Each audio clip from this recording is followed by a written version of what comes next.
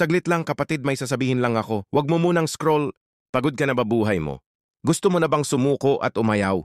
Ang Panginoon Jesus ay may imbitasyon sa Mateo 11:28. Lumapit kayo sa akin. Kayong lahat na nahihirapan at lubhang nabibigatan sa inyong pasanin, at kayo'y bibigyan ko ng kapahingahan. Kung feeling mo pasan mo na ang mundo at pagod ka na sa laban, hayaan mong encourage kita kapatid. Mahal ka ng Panginoon, may pangako siya sa Hebreo 13:5, sapagkat sinabi ng Diyos, hindi kita iiwan ni pababayaan man. Kaya kapatid, huwag kang susuko, huwag mo na masyadong ibabad ang sarili mo sa problema ng bansa.